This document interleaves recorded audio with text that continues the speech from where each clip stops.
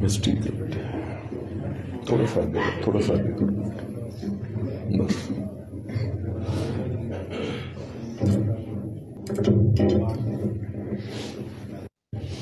بسم اللہ الرحمن الرحیم.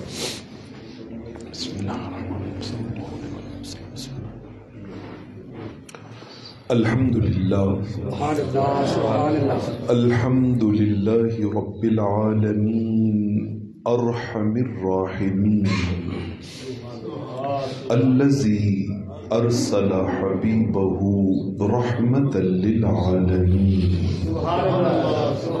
والصلاة والسلام علی خاتم الانبیاء والمرسلین وعلى آلہ واصحابہ وآبائہ وازواجہ وعطرتہ وجمیع امتہ واہل سنتہ اجمعین. اما بعد فاعوذ باللہ من الشیطان الرجیم. بسم اللہ الرحمن الرحیم. ان فی خلق السماوات والارض واختلاف اللیل والنہار لآیات لأولی الالباب. صدق اللہ مولانا العظیم. ان اللہ وملائکتہ یصلون علی النبی یا ایہا الذین آمنوا صلوا علیہ وسلموا تسلیما. الصلاة والسلام علیک یا سیدی یا رسول اللہ وعلی آلک واصحابک یا حبیب اللہ. الصلاة والسلام علیک یا سیدی یا رحمت للعالمین وعلی آلک واصحابک یا شفیع المذنبین.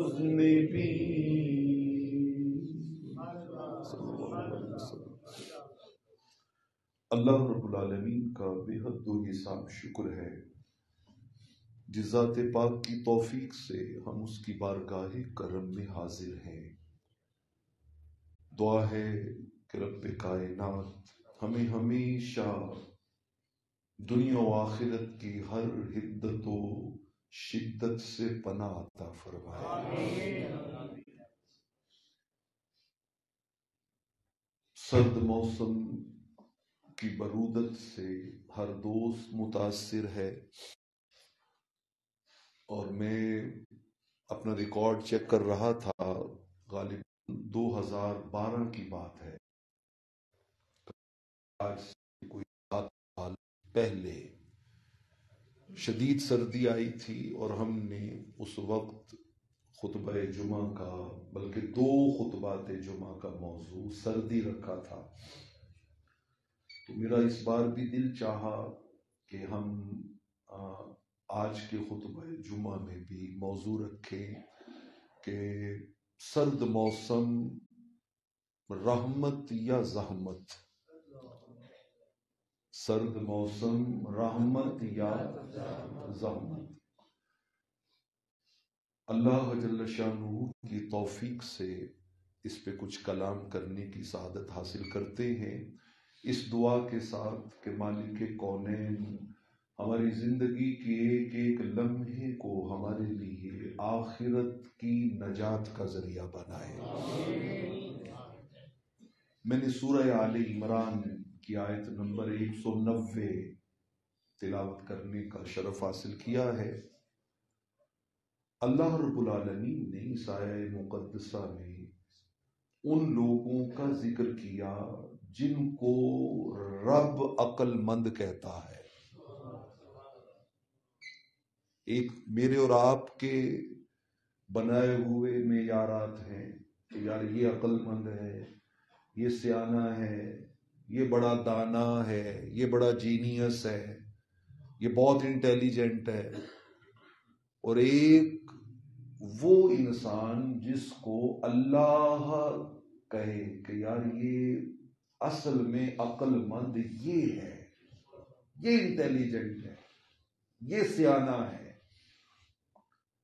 اللہ رب العالمین نے ارشاد فرمایا ان فی خلق السماوات والارض، آسمانوں اور زمین کی تخلیق میں، واختلاف اللیل والنہار، رات اور دن کے بدلنے میں، کہ کبھی رات ہے اور کبھی دن ہے، کبھی رات لمبی ہو جاتی ہے دن چھوٹا ہو جاتا ہے، اور کبھی دن لمبا ہو جاتا ہے اور رات کیا ہو جاتی ہے، چھوٹی ہو جاتی ہے۔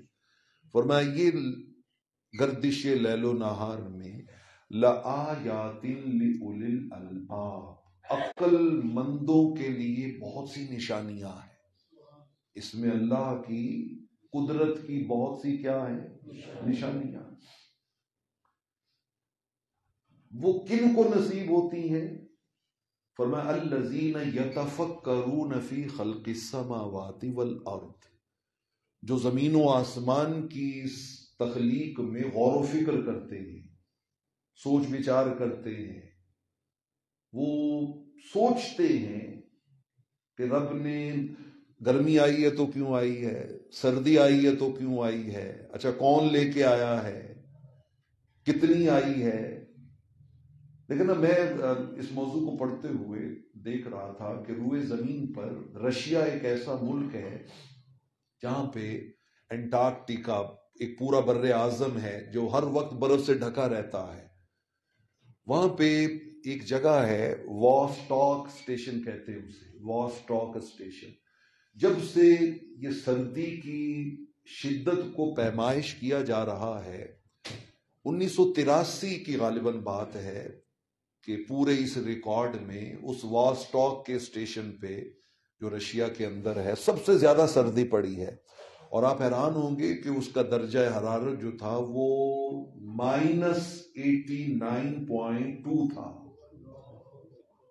یعنی کم و بیش 90 ڈگری سینٹی گریڈ مائنس۔ میں نے کہا واہ مالک قربان جائیں، تیری رحمت اور تیرا فضل اور تیری قدرت اور تیری کبریائی اور تیری عظمت اور تیرا جلال اور تیرا کمال کتنا اعلیٰ ہے کہ تو جب جہاں جو چاہے کر دے، چونکہ تیری شان ہی ہے اعلیٰ کل شیء قدیر۔ اچھا پاکستان میں یہ ہمارا جو گلگت بلتستان کا علاقہ ہے، وہاں پہ کیٹو پہاڑ کی چوٹی پہ پاکستان کی سرزمین کا سب سے زیادہ کولڈسٹ، سب سے زیادہ ٹھنڈا جو درجہ حرارت تھا نا، وہ تھا -65 centigrade, -65 degree centi grade.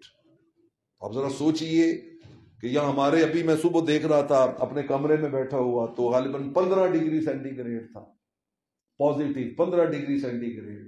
تو اگر مائنس میں چلتے جائیں، پیچھے چلتے جائیں، اور جہاں پہ جا کے انسان کا رہنا بھی ناممکن ہو جائے، ان ساری چیزوں پر اختیار کس کا ہے؟ اللہ کا، اللہ کا۔ یقلب اللہ اللیل والنہار، یہ رات اور دن کو بدلنے والا اللہ ہے۔ ان فی ذلک لعبرۃ لأولی الابصار۔ اچھا یہاں پہ ہم بالعموم ایک کام کرتے ہیں، اور وہ یہ کہ تبصرے شروع کر دیتے ہیں، یار آج کا موسم ایسا ہے، آج ایسے ہے، یہ خرابی وقت کے اندر پائی جاتی ہے، ماحول ایسا ہو گیا ہے۔ ہم نیگیٹیولی ہم چیزوں کو کنڈیم کرنا علامہ اقبال نے کہا تھا اپنی تو گزری یوں ہی عمر، رہے دیکھتے اوروں کے عیب و ہنر، پڑی اپنے عیبوں پہ جب نظر تو نظر میں کوئی برا نہ رہا۔ کامل انسان وہ ہے جو ہمیشہ خوبی دوسرے میں دیکھتا ہے اور کمی اپنے اندر دیکھتا ہے، عیب اپنے اندر دیکھتا ہے، نہیں یار میرے اندر یہ عیب ہے، میرے اندر یہ نقص ہے، میرے اندر یہ کمی ہے۔ تو یہ زمانے پہ تبصرہ کرنا کہ یار سردی نے مار دیا ہے، گرمی نے مار دیا ہے، موسم نے ایسے کر دیا ہے، یہ تبصرے کرنا۔ صحیح مسلم کی ایک روایت سنی، حدیث قدسی، رحمت کونین صلی اللہ علیہ وآلہ وسلم نے ارشاد فرمایا، اللہ فرماتا ہے یؤذینی ابن آدم، فرمایا یہ انسان مجھے بڑی اذیت دیتا ہے، تکلیف دیتا ہے، یسب الدہر، جب یہ زمانے کو برا بھلا کہتا ہے، جب یہ کہتا ہے نا زمانہ ایسے ہے تو یہ مجھے اذیت دیتا ہے ایسا کہہ کے، اس لیے وَأَنَا الدَّهْرُ، اللہ فرماتے ہیں میں زمانہ ہوں، میں خود زمانہ ہوں، چونکہ ہر چیز کو بدلنے والا، لانے والا، تبدیل کرنے والا کون ہے؟ اللہ ہے۔ سردی کون لے کے آیا ہے؟ اللہ لے کے آیا ہے۔ گرمی کون لے کے آتا ہے؟ مجھے ایک عربی شاعر کا شعر یاد آ گیا، اس نے بڑی خوبصورت بات کی، اس نے کہا یتمنى العبد فی الصیف الشتاء فاذا جاء الشتاء انقرا فهو لا يرضى بحال واحد قتل الانسان ما اکفرا۔ انہوں نے کہا یہ دیکھو انسان گرمیاں ہونا تو خواہش کرتا ہے کہ یا اللہ موسم ٹھنڈا ہو جائے، موسم کیا ہو جائے؟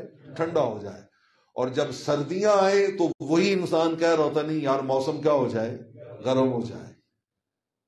وہ شاعر کہتا ہے دیکھو انسان ایک حال پہ راضی نہیں رہتا، کتنا ناشکرا ہے، کتنا ناشکرا ہے کہ جیسے ہی ایک سچویشن آتی ہے تو دوسری کی خواہش شروع کر دیتا ہے، دوسری آتی تو پہلی کی خواہش شروع کر دیتا ہے۔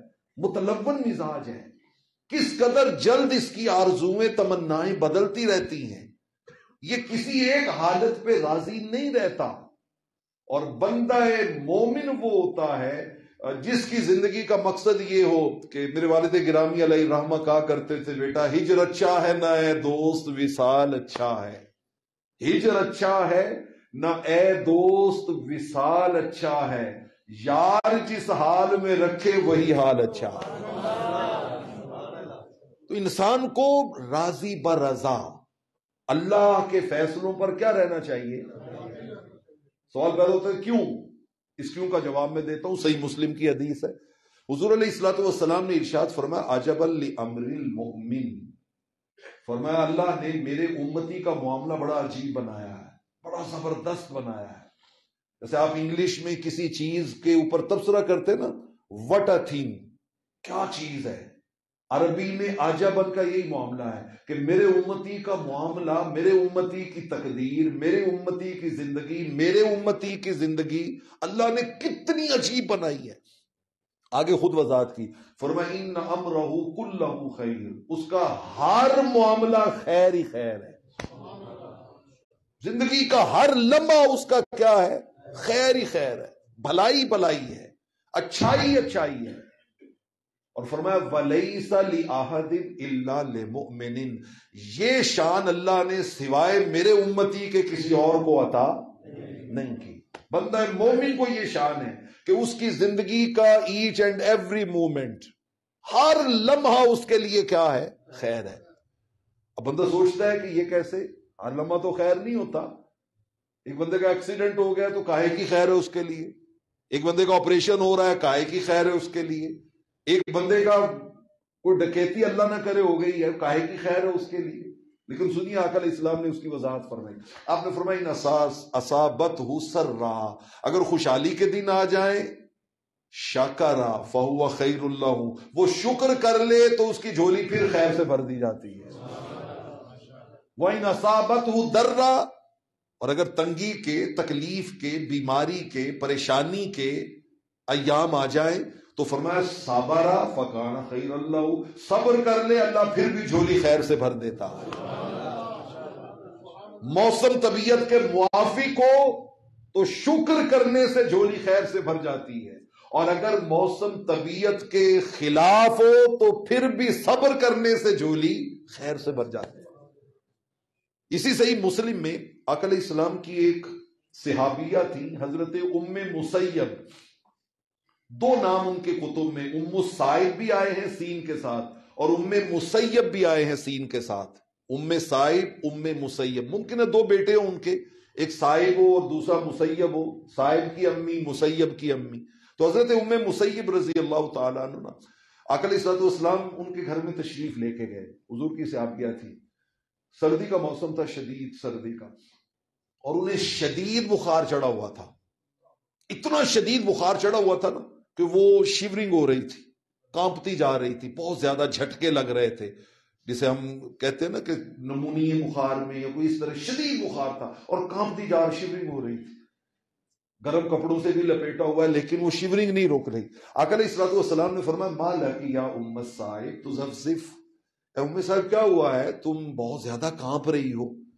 تو بندہ بخار میں تھوڑا مزاج چڑچڑا ہو جاتا ہے، تو وہ آگے سے کہتے ہیں الحمہ لا بارک اللہ فیہا، اللہ اس بخار کا ستیہ ناش کرے، اللہ اس کو کوئی بھلائی کوئی برکت نہ دے، یہ اس کی وجہ سے آقا علیہ الصلوۃ والسلام ہو رہا ہے. آقا علیہ السلام نے فوراً فرمایا لا تسب الحمہ، نہ نہ نہ نہ نہ، ام صاحب بخار کو برا بھلا نہیں کہتے، خبردار اس کو برا بھلا مت کہو.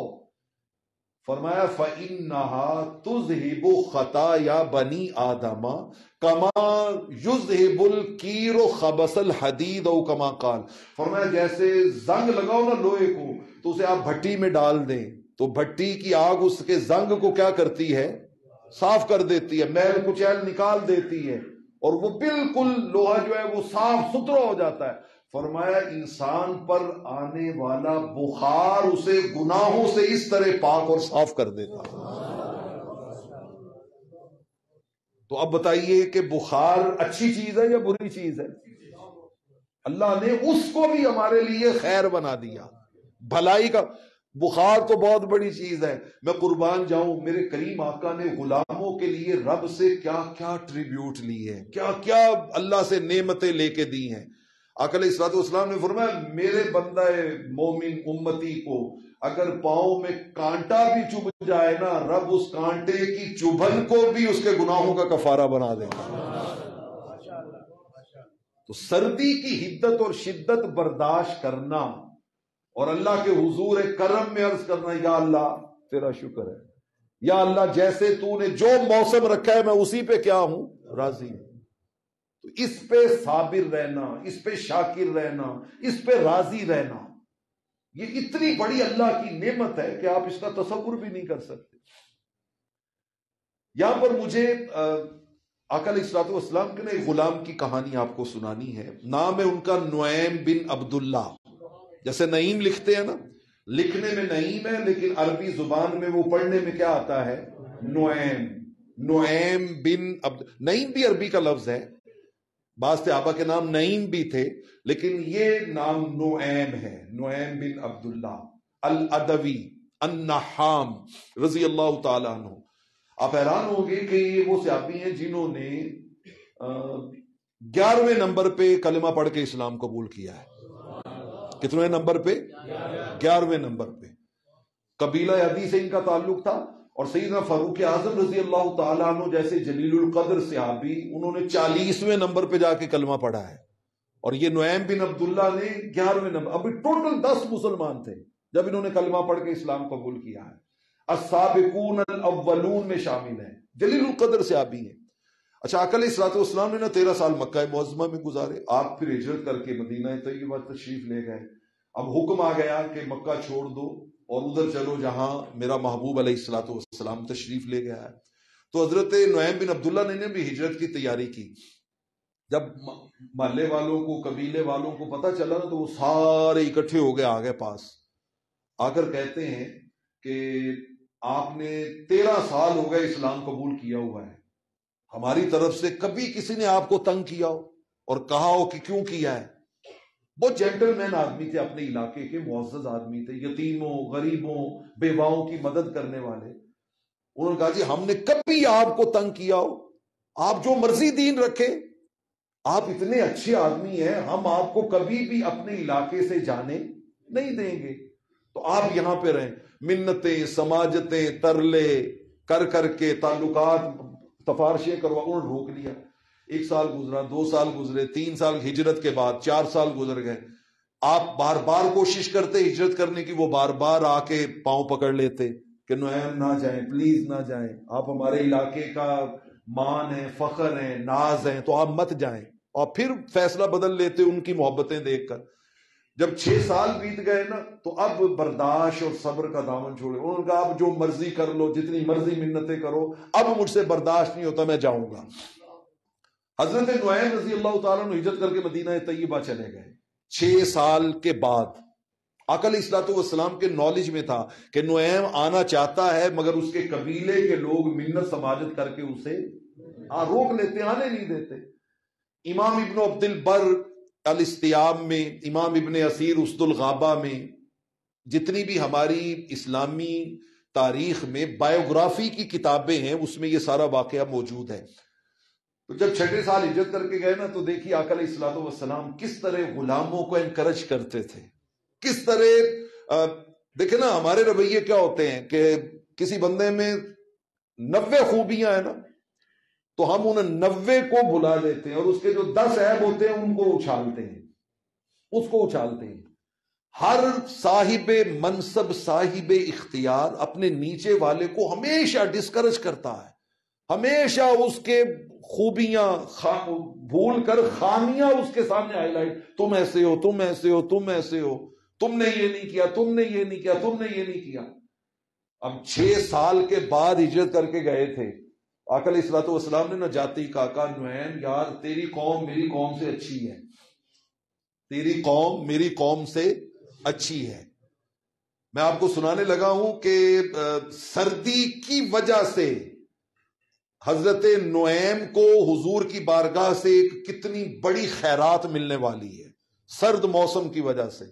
کہا یار تیری قوم میری قوم سے اچھی ہے. بس یہ جملہ سننا تھا تو حضرت نعیم نے ہاتھ باندھ کر کی یا رسول اللہ نہ، ادب ادب دیکھیے. کہا نہ حضور یہ کیسے ہو سکتا ہے، قومک خیر من قومی، آپ کی قوم میری قوم سے اچھی ہے. میری قوم اچھی نہیں، آپ کا قبیلہ میرے قبیلے سے اچھا ہے. آقا علیہ الصلوۃ والسلام نے فرمایا یار وہ کیسے، دیکھو نا میری قوم نے تو مجھے مکہ سے نکال دیا اور تیری قوم والے تیری منتیں کر کے تجھے انہوں نے اپنے پاس روکے رکھا 6 سال، اب بھی تیری منتیں کرتے تھے. تو پھر بتا نا میرے اچھے ہوئے یا تیرے اچھے ہوئے. جب یہ بات کی نا تو حضرت دیکھیے عاشق پھر خود بخود ادب اندر سے نکال لیتا ہے. ان کا یا رسول اللہ آپ کی قوم نے اگر آپ کو مکہ سے نکالا تو آپ کو وہاں سے نکال کے انہوں نے ہجرت جیسے عظیم منصب پر فائز کیا، اور میری قوم نے تو 6 سال مجھے اس عظیم منصب پر فائز ہونے سے روکے رکھا ہے. انہوں نے تو مجھے آنے ہی نہیں دیا، ہجرت ہی نہیں کرنے دی. میرے ساتھیوں نے جو شان 6 سال پہلے پا لی تھی ان کی وجہ سے وہ مجھے 6 سال کے بعد مل رہی ہے. تو آقا جی آپ کی قوم اچھی ہوئی نا، آپ کی قوم آپ کا قبیلہ اچھا ہے. اچھا ان کو نا ایک فطرتی طور پہ بعض بندوں میں ہوتی ہے کوئی جسمانی اعتبار سے کمزوریاں، ان کو مسلسل کھانسی رہتی تھی، دائمی کھانسی. اور عربی میں کھانسی کرنے والے کو نحام کہتے ہیں، نون ہا الف میم، نحام، کثرت سے کھانسی کرنے والا. سردی میں عام یہ تکلیف ہو جاتی ہے، ہر بندے کو ہو جاتی ہے، تو یہ کھانستے رہتے تھے. اب دیکھیے رحمت کونین صلی اللہ علیہ وسلم کسی بندے کے ویک پوائنٹ کو کس طرح خوبی میں بدلتے ہیں. جب آپ کھانستے نا تو لوگ اس کو محسوس کرتے کہ یہ بہت زیادہ کھانسی کرتا ہے، بہت زیادہ ایسے کرتا ہے. تو آقا علیہ الصلوۃ والسلام نے ایک دن فرمایا میں رات جنت میں گیا تھا، جب میں جنت میں داخل ہوا نا تو میں نے کھانسی کی آواز سنی. جنت میں نے کھانسی کی آواز سنی تو میں نے پوچھا یہ کون کھانس رہا؟ انہوں نے کہا جی آپ کا غلام نعیم بن عبداللہ کھانس رہا. فرمایا سمیت نحمتم من نعیم فی الجنہ او کما قال، فرمایا میں نے جنت میں نعیم کی کھانسی کی آواز سنی ہے.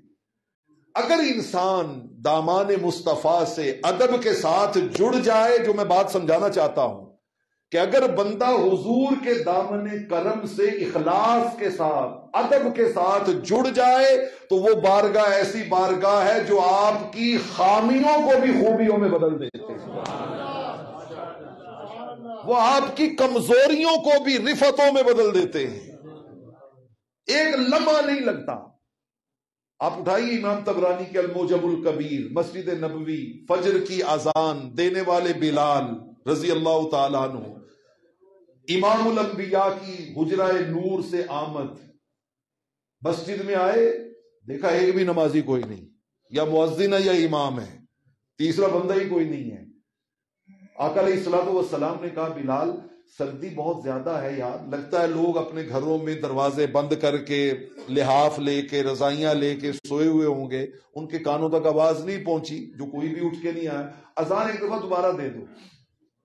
حضرت بلال حبشی رضی اللہ تعالیٰ عنہ کہتا ہے میں چڑھا اذان دینے والی جگہ پہ، دوبارہ اذان دی، پھر تھوڑا ٹائم گزر گیا، بندہ ہی کوئی نہیں آ رہا، فجر کا ٹائم ہے، کہتے آقا علیہ السلام نے فرمایا کوئی بات نہیں بلال اذان ایک بار پھر دے دو۔ اس سے آپ کو اسوہ حسنہ کے رویے سمجھ میں آئیں گے، کیا مثبت رویے ہیں، کیا پازیٹیو رویے ہیں۔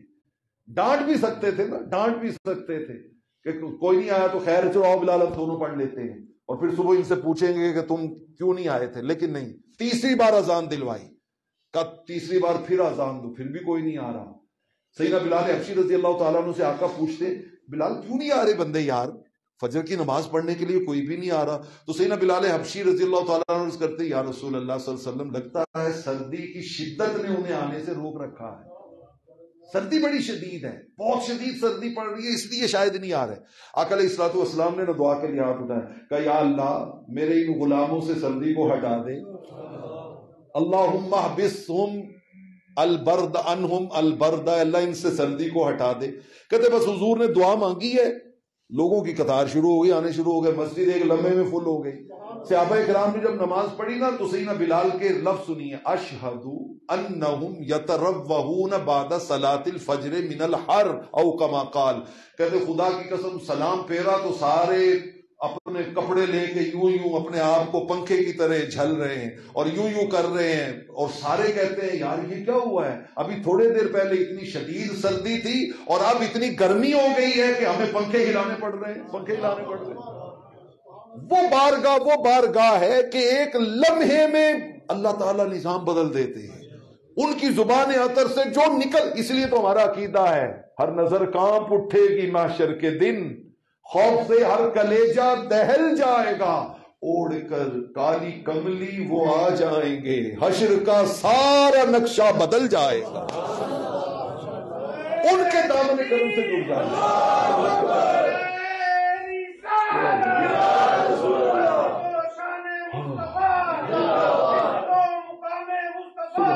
ان کے دامن سے جڑ جائے، ان کے دامن سے جڑ جائے۔ وہ دوستان عزیز چلے میں وہ بات لمبی ہو جائے گی، میں دوسری طرف آپ صحیح مسلم کی ایک اور روایت سنیے۔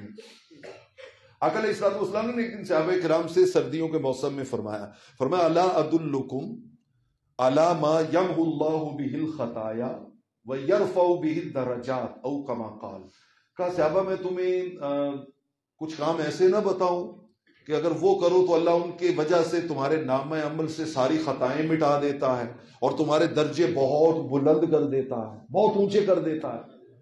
صحابہ کرام نے عرض کیا رسول اللہ ضرور، قالوا بلا یا رسول اللہ، آقا جی کیوں نہیں، بتائیے، ضرور بتائیے، ہم ان کو سننے کے لیے تیار ہیں اور ان پہ عمل کرنے کے لیے تیار ہیں۔ تین چیزیں آقا علیہ الصلوۃ والسلام نے بتائی۔ آپ نے فرمایا اسباغ الوضوء علی المقارع، جب دل نہ چاہ رہا ہو نا وضو کرنے کو کہ جرابیں کیسے اتاریں، تسمے کیسے کھولیں، بوٹ کیسے اتاریں، ٹھنڈے پانی سے منہ کیسے دھوئیں، بڑی ٹھنڈ ہے، فرمایا جب دل نہ چاہ رہا ہو اس لمحے وضو کرنا، اس لمحے کیا کرنا، وضو کرنا۔ پھر اس کے بعد فرمایا دوسرا وَكَثْرَةُ الْخُطَىٰ إِلَى الْمَسَاجِدِ، کثرت کے ساتھ مسجد کی طرف جانا۔ اب جتنے قدم چل کے جاتے ہیں ہر قدم کے ساتھ خطائیں مٹتی ہیں، درجے بلند ہوتے ہیں۔ وضو کے ہر لمحے میں خطائیں ختم ہوتی ہیں، درجے بلند ہوتے ہیں۔ اور فرمایا وَانتظار الصلاۃ بعد الصلاۃ، ایک نماز پڑھنے کے بعد اگلی کا انتظار شروع کر دینا کہ اب اگلی کب آئے گی۔ فرمایا وہ جتنا انتظار کرتے ہو اس انتظار میں خطائیں مٹتی ہیں اور درجے کیا ہوتے ہیں۔ یہ تین چیزیں بیان کر کے نا آقا علیہ السلام نے دو بار ایک لفظ بولا، فرمایا یہ ہے رباط، یہ ہے رباط۔ اب رباط کیا ہے؟ رباط کا مطلب مختلف محدثین نے، شارحین نے مختلف بیان کیے۔ بعضوں نے کہا رباط کا مطلب ہے نفس اور شیطان سے حفاظت میں آنا، نفس کی آفتوں سے اور شیطان کے وسوسوں سے کس میں آ جانا، حفاظت میں آ جانا. بعضوں نے کہا رباط کا مطلب ہے فوجی کا اپنی چھاونی میں چلے جانا. میدان میں تھا تو رسک پہ تھا دشمن کے سامنے، لیکن اب وہاں سے وہ نکل کر کہاں پہ آ گیا؟ چھاونی میں آ گیا، حفاظت میں آ گیا. اور رباط کا تیسرا معنی جو مجھے جس نے بڑا ذوق دیا، آقا علیہ الصلوۃ والسلام نے جب کوئی چیز ریپیٹ کرتے تھے نا تو اس میں ایک ذوق کی بات ہوتی تھی. 3 کام پھر یاد کریں کون کون سے؟ مشقت میں، تکلیف میں کیا کرنا؟ وضو کرنا، سخت سردی میں وضو کرنا. دوسرا کیا فرمایا؟ کثرت سے مساجد کی طرف چل کے آنا. تیسرا کیا بتایا؟ ایک نماز پڑھنے کے بعد دوسری نماز کا. یہ 3 کام بتا کے حضور نے 2 بار کہا یہ رباط، یہ رباط، یہ رباط. اب رباط کا ایک اور معنی جو بڑا وجد انگیز ہے، فرمایا یہ ہے رب سے پکا رابطہ. یہ ہے رب سے پکا رابطہ. جو بندہ یہ چاہے کہ میرا رب سے پکا رابطہ ہے کہ کوئی نہیں، وہ جب تسمے کھولنے، بوٹ اتارنے، جرابیں نکالنے، ٹھنڈے پانی کو ہاتھ لگانے سے ڈرے نا تو سمجھے میرا پکا رابطہ نہیں ہے، کچا رابطہ ہے. اور جب ایک لمحے میں تسمے کھل جائیں، جرابیں اتر جائیں، بوٹ نکال دے اور ٹھنڈے پانی سے اللہ کی محبت میں وضو کر لے تو آسمان سے آوازیں آتی ہیں، فرشتوں تکو یہ ہے میرا بندہ جس کا مجھ سے ہے پکا رابطہ. یہ پکے رابطے والا. میں آخری بات آپ کے سامنے عرض کرتا ہوں اور ہم بات کو سمیٹتے ہیں. امام حیثمی مجمع الزوائد میں یہ روایت لائے، اور امام بہقی الاسماء والصفات ان کی کتاب ہے اس میں یہ روایت لائے. آقا علیہ الصلوۃ والسلام نے ارشاد فرمایا سردیوں کی دعا. اس حدیث کا عنوان کیا ہے؟ سردیوں کی دعا. میرا خیال ہے چند ایک صاحبان علم کے علاوہ اکثر کو پتہ بھی نہیں ہوگا کہ سردیوں کی کوئی دعا بھی ہوتی ہے، سردیوں کی کوئی چیز بھی ہوتی ہے. لیکن نا جو صاحبان عقل و دانش ہوتے ہیں وہ ہر چیز سے کوئی نہ کوئی ایسا مطلب اخذ کرتے ہیں جس کا تعلق ان کی آخرت کی بھلائی کے ساتھ جڑ جائے. مثلا یہی جو میں نے سورہ آل عمران کی آیت پڑھی تھی کہ بے شک زمین و آسمان کی تخلیق میں، رات اور دن کے بدلنے میں عقل مندوں کے لیے کیا ہیں؟ نشانیاں ہیں. اور آگے اللہ نے فرمایا عقل مند کون ہے؟ جو آسمانوں اور زمین کی تخلیق میں کیا کرتے ہیں؟ غور کرتے ہیں. اور آگے فرمایا وہ اللہ کو یاد رکھتے ہیں. وَيَذْكُرُونَ اللَّهَ، اللہ کو کیا کرتے ہیں؟ یاد کرتے ہیں. قیاماً کھڑے ہوں تو بھی، قعوداً بیٹھے ہوں تو بھی، وَعَلَىٰ جُنُوبِهِمْ لیٹے ہوں تو بھی. 3 کیفیتیں بیان کی کہ عقل مند کون ہے؟ جو کھڑے ہوئے بھی کس کو یاد کرتے ہیں؟ اللہ کو. بیٹھے ہوئے ہوں تو بھی اللہ کو، لیٹے ہوئے ہوں تو بھی. اب اس کا ایک معنی تو ظاہر ہے نا، سادہ سا، کہ کھڑے ہو کے اللہ کا ذکر کرنا، بیٹھ کر اللہ کا ذکر کرنا، اور لیٹے ہو تو بھی کیا کرنا؟ اللہ کا ذکر کرنا. لیکن قرآن مجید فرقان حمید میں بڑی گہرائی ہے، اس کے معنی میں بڑی ڈیپتھ ہے. میں ابھی وہاں پہ دوران خطبہ ہی اللہ پاک نے ایسی بات ذہن میں ڈال دی. میں نے کہا یہاں قیام و قعود و جنب 3 کیفیتیں، قیام، قعود، جنب، کھڑے ہونا، بیٹھ جانا، لیٹ جانا. میں نے کہا اس سے ایک تو مراد ظاہراً ہماری جسم کی حالتیں ہیں نا، کھڑے ہو کے بھی اللہ کو یاد کرنا، بیٹھ کے اللہ کو یاد کرنا، لیٹ کے. میں نے کہا ایک اس کا معنی یہ ہے کہ ہر معاملے میں آپ تاجر لوگ ہیں، تجارت میں کھڑے ہونے سے مراد کیا ہے؟ جب کاروبار اسٹیبلش ہو، کاروبار کیا ہو؟ اسٹیبلش ہو، تب بھی کس کو یاد رکھنا؟ بیٹھنے سے مراد کیا ہے؟ جب کاروبار میں زوال آ جائے. اب کہتے نہیں فلاں پارٹی تو بہ گئی ہے یار، فلانی پارٹی جڑی ہے وہ مارکیٹ میں بیٹھ گئی ہے. تو بیٹھنے سے مراد یہ ہے جب کاروبار میں زوال آ جائے تو بھی کس کو یاد رکھنا؟ اللہ کو یاد. اور لیٹنے سے مراد یہ ہے کہ بالکل ہی ختم ہو جائے، اس لمحے بھی اللہ کو کیا رکھنا؟ یاد رکھنا. مطلب کسی لمحے میں بھی اللہ کو نہ بھولنا، اللہ کو فراموش نہ کرنا. اچھائی ہو، حالات اچھے ہوں، برے ہوں، بیماری ہو، شفا ہو، تنگی ہو، خوشحالی ہو، جیسے بھی حالات آ جائیں اللہ پہ کامل بھروسہ رکھ. میں ایک مثال دیتا ہوں. دیکھیے سب سے بڑی تکلیف انسان کی کب ہے؟ جب اس کی جان نکل رہی ہو. بات تو ہر چیز کا کیا ہو گیا؟ اینڈ ہو گیا نا، ہر چیز ختم ہو گئی. آپ اربوں پتی تھے تو وہ اربوں پڑے رہ گئے. آپ بڑے بڑے بنگلوں کے مالک تھے، بنگلے پڑے رہ گئے. آپ کی بڑی جینیس صالح نیک اولاد تھی، وہ ساری ادھر ہی رہ گئی. وہ لمحہ سب سے انسانی زندگی کا مشکل لمحہ ہے نا. لیکن قربان جاؤں، آپ صحابہ کرام علیہ رضوان کے حالات پڑھ کے دیکھیے. جب جنگ میں جاتے نا، تلواریں لگتی، جسم پھٹتے، پیٹ کٹتے، لہو بہتے، اور سانسیں آخری سانس کی طرف بے قرار ہو کے جانے لگتی، تو صحابہ کرام علیہ رضوان کی زبانوں پہ ایک ہی جملہ آتا. یہ جملہ کیوں آتا؟ انہیں یہ ساری چیزیں یاد ہوتی تھی. ایک ہی جملہ آتا. مثلا حضرت سیدنا علی شیر خدا فجر کی نماز کے لیے نکلے، ابن ملجم نے تلوار کا وار کیا ہے، یہاں آپ کے سر انور میں وہ وار پڑا ہے اور چیرتا ہوا یہاں تک آ گیا ہے، پورا چہرہ پھٹ گیا ہے، کٹ گیا ہے، خون بہ رہا ہے. اور پھر اس نے اور بھی وار کیے، پیٹ میں بھی اور باقی بھی. آپ شدید زخمی ہے، جان نکلنے والی ہے، لیکن آپ اس لمحے کیا کہہ رہے ہیں؟ فزت ورب الکعبہ، رب کعبہ کی قسم آج ہی تو کامیاب ہوا ہوں، آج ہی تو کامیاب ہوا ہوں. ہم پریشانیوں میں گھبرا اس لیے جاتے ہیں کہ ہمیں خبر ہی نہیں ہوتی کہ اس پریشانی کے پیچھے میرے مالک نے میرے لیے رکھا کیا ہے، میرے لیے رکھا کیا ہے.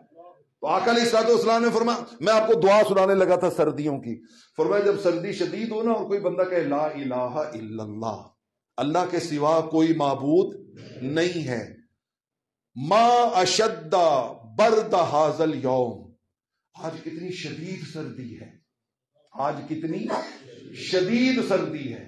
اور اس سردی کو دیکھ کر وہ یاد کرے ایک اور سردی کو، اور اللہ کے حضور میں تیسرا جملہ کہے، اللہم اجرنی من زمہریر جہنم، یا اللہ مجھے جہنم کی زمہریر سے بچانا، جہنم کی زمہریر سے بچانا. صحابہ نے پوچھا حضور یہ زمہریر کیا ہے؟ فرمایا یہ وہ جہنم کی وادی ہے جس میں آگ کا عذاب نہیں ہوگا، ٹھنڈک کا عذاب ہوگا. کون سا عذاب ہوگا؟ ٹھنڈک کا. اور فرمایا اتنی شدید ٹھنڈک ہوگی کہ وہ ٹھنڈک انسان کے سارے جوڑوں کو جدا جدا کر دے گی، ہر اس کا جوائنٹ الگ الگ ہو جائے گا. اور حضرت عبداللہ ابن عباس رضی اللہ تعالیٰ عنہ کہتے ہیں اتنی شدید ہوگی زمہریر کی سردی کہ وہ یسقط لحم عن العظم، ہڈیوں سے گوشت کو اکھاڑ کے نیچے پھینک ڈالے گی، اتنی شدید سردی. فرمایا اللہ سے کہے اے اللہ مجھے زمہریر سے پناہ عطا فرما. 3 جملے میں پھر دہراتا ہوں، لا الہ اللہ کے سوا کوئی معبود نہیں. اردو میں کہہ لیں ما اشد برد ھذا الیوم، اے اللہ آج کتنی شدید سردی ہے. مطلب اس سردی سے مجھے کہاں کی سردی یاد آ گئی؟ جہنم کی. اور اے اللہ مجھے اس جہنم کی زمہریر کی سردی سے پناہ عطا فرما. فرمایا جب یہ بندہ اللہ کے حضور میں دعا کرتا ہے نا تو اللہ جہنم کو مخاطب کرتا ہے، جہنم یہ میرا بندہ تیری زمہریر سے پناہ مانگ رہا ہے، اور اس وقت میں تجھ سے ہم کلام ہوں، سو میں تجھی کو گواہ بنا کے اعلان کرتا ہوں میں نے اسے تیرے عذاب سے نجات عطا فرما دی.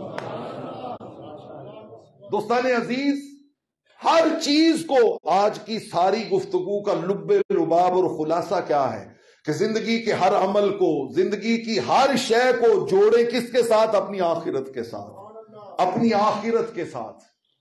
اب یقین جانیے میں آج تک وہ منظر نہیں بھولا، کئی سال پہلے کی بات ہے، کئی سال پہلے کی بات ہے، اور آج بھی میں اسے یاد کروں تو میرے جسم میں جھرجھری آ جاتی ہے، جھرجھری. بچوں نے کہا جی ہم نے باربیکیو کرنا ہے، تو ہم نے وہ اینٹیں جوڑی اور اس کے درمیان میں انگارے جو تھے وہ سارے کوئلہ رکھ کے وہ بنا دیے، اور وہ پوری ایک لمبی سی اینٹوں کی ہم نے وہ انگیٹھی اپنے گھر میں ہی بنا لی، اور اس کے اندر انگارے، جب وہ انگارے جل رہے تھے نا تو پتہ نہیں اچانک میرے ذہن میں خیال آیا، میں نے کہا یار حدیث پاک میں آتا ہے کہ منافق، نافرمان، فاسق و فاجر کی قبر میں لیٹنے کے لیے جو بستر بچھایا جائے گا نا وہ ایسی انگاروں کا ہوگا، ایسی انگاروں کا ہوگا. میں نے کہا یہاں انگلی ٹچ نہیں ہو رہی، تو جب ملائکہ پکڑ کے اس پہ لٹائیں گے تو کیا حال ہوگا، کیا حال ہوگا. آج بھی میں اور مجھ پر جو کیفیت بیتی وہ میں ہی جانتا ہوں، وہ میں ہی جانتا ہوں. خدا کی عزت کی قسم، دانائی، وزڈم، حکمت سب سے بڑی یہ ہے کہ آپ اپنے زندگی کے ہر عمل کو کس کے ساتھ جوڑیں؟ اپنی آخرت کے ساتھ، اپنی عاقبت کے ساتھ، اپنی قبر کے ساتھ، اپنی نجات کے ساتھ. وگرنا کول نہیں رکھنا پین پر آواں پل وچ جا دفنانا ٹر جانا سانو ساریاں چھڈ کے بہتا چر نہیں لانا مک جانے سب جھگڑے تیرے ہیٹھ مٹی جد آنا اس دن ناصر رسے نو تینو کسے نہیں آن منانا وہاں کوئی منانے نہیں آئے گا کہ واپس آ جاؤ وہاں پہ جو یہاں بیج کے جائیں گے وہی وہاں کاٹنا پڑے گا اللہ رب العالمین ہمیں اس موسم کی سردی کی شدت میں زمہریر کی شدت سے پناہ عطا فرمائے اے اللہ تیرے سوا کوئی معبود نہیں ہے اے مالک تو ہی ہمارا خالق بھی ہے مالک بھی ہے رازق بھی ہے ہم ہر سانس میں تیرے محتاج ہیں اے اللہ جس طرح تو نے اس دنیا میں ہمیں سردی سے بچنے کے اسباب عطا کیے ہیں ہمیں جہنم کی زمہریر سے بھی پناہ عطا فرما وآخر دعوانا الحمدللہ اللہ